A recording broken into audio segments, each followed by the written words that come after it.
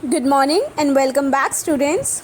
So, I was telling you about little Oli, and I told you till here that Oli's parents were very good swimmers. उन्होंने उसको swim करना, deep dive करना सिखाया.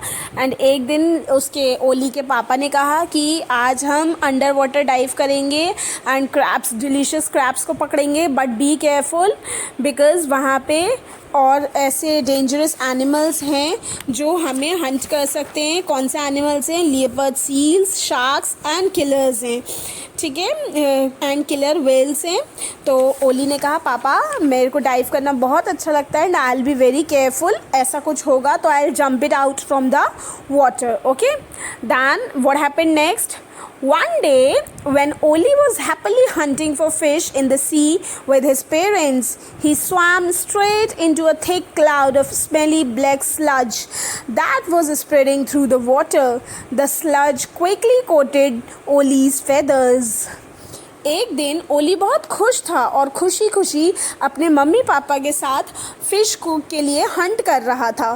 फिर वो सीधे सीधे स्विम कर रहा था और वो अचानक से किसी बहुत ही गाढ़ी, बहुत ही क्लाउडी, स्मेली, बहुत ही स्टिकी सी मड में जाके फंस गया. उसके पास आई वो फड जो बहुत जल्दी से पानी में स्प्रेड हो रही थी और बहुत जल्दी से वो सारा जो भी स्टिकी मड था वो ओली के फेदर्स पे चिपक गया, कोट हो गया.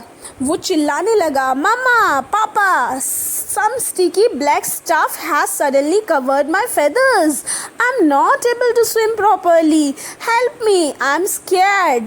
उसने कहा, मम्मा, पापा, कोई बहुत ही चिपचिपी सी चीज़ मेरे feathers पे आके चिपक गई है. मैं swim नहीं कर पा रहा हूँ. प्लीज़ मेरी हेल्प करो, मुझे डर लग रहा है. Then मम्मा पेंगुइन ने कहा, stay right behind me, Oli. Once we reach home, I'll clean you up. Don't be scared. उन्होंने कहा, ओली बिल्कुल मेरे पीछे पीछे रहो, जैसे ही हम घर पहुंच जाएंगे मैं तुम्हें क्लीन कर दूंगी, डरने की कोई ज़रूरत नहीं है. But alas, when Oli's family struggled back to their icy home, they found that the black sludge that covered their feathers was impossible to remove. लेकिन बहुत दुख की बात थी, ओली की फैमिली बहुत मुश्किल से अपने घर वापस पहुंच पाए और जब वो वापस आए तो उन्होंने देखा कि जो ब्लैक स्लज कवर हो गया था फेदर्स पे वो इम्पॉसिबल था रिमूव करना. वो लोग रिमूव कर ही नहीं पा रहे थे उसको. तो ओली रोने लगा और ओली रोते रोते क्या बोलता है? This sticky black stuff on Oli's feathers is just not coming off. I have tried hard to clean it with my sharp beak and I am so angry now. I am so very upset. उसने कहा कि ये जो black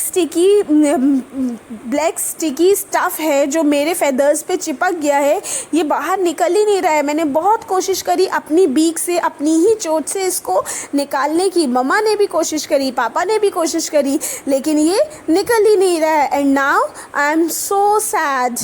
तो after that उसने Olly ने दोबारा कहा कि I am feeling ill to.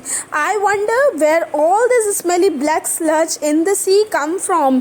मुझे ऐसा लग रहा है कि मैं बीमार भी हूँ. मुझे बीमार वाली फीलिंग आ रही है और मैं सोच रहा हूँ कि सी में, समुद्र में ये ब्लैक स्टिकी स्मेली सा स्लज कहाँ से आ गया, ये स्टिकी मड कहाँ से आ गई. तो अब ओली के दादाजी बोलते हैं, ओली के ग्रैंडफादर क्या कहते हैं? This black sludge is oil that has spilled out from one of those huge ships that we see passing by sometimes.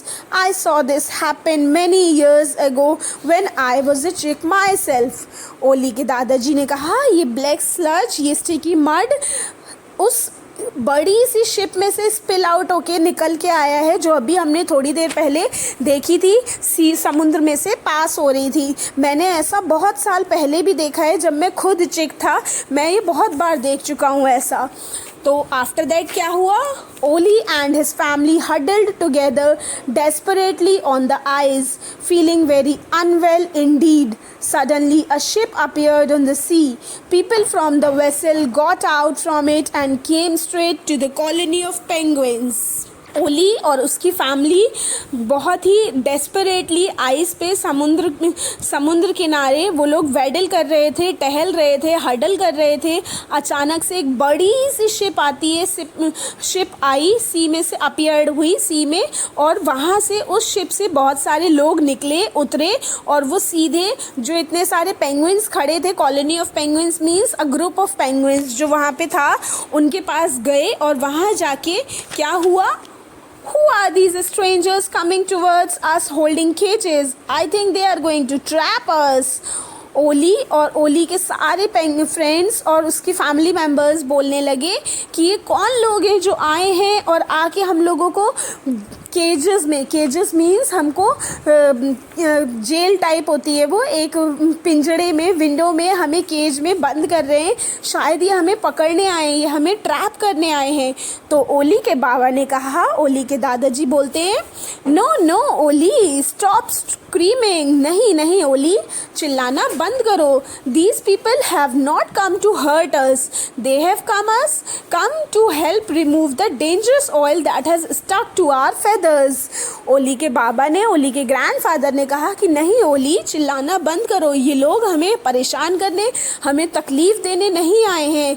जो तुम्हारे ऊपर स्टिकी मड, डेंजरस ऑयल चिपक गया है तुम्हारी बॉडी पे, फेदर्स पे, ये उसको रिमूव करने आए हैं। Okay, so after that, Oli and many other penguins from his colony were put into the wire baskets. They were then loaded on the ship and taken away to rescue and rehabilitation center for birds. Oli और उसके बहुत सारे friends, other penguins जो थे, उन सबको एक wire basket में डाला गया और डाल के दोबारा शिप पे ले गए और उनको रेस्क्यू रिहैबिलिटेशन सेंटर जो होता है बर्ड्स का, वहाँ पर उनको रेस्क्यू करने के लिए, उनको ठीक करने के लिए ले गए। उसके बाद एक दिन ओली की मम्मा ने कहा, ओली काम डाउन, ओली काम डाउन हो जाओ, आराम से। जो भी दादाजी ने कहा था वो सब सच था। What ever grand father said it was true. ये काइंड पीपल, ये सिर्फ हमारी हेल्प करने आए हैं, ये कोशिश कर रहे हैं इस नेस्टी स्टिकी मड को तुम्हारे फेदर्स पे से रिमूव करने की। तो ओली ने कहा, but it is so scary, लेकिन ये बहुत ही डरावना है।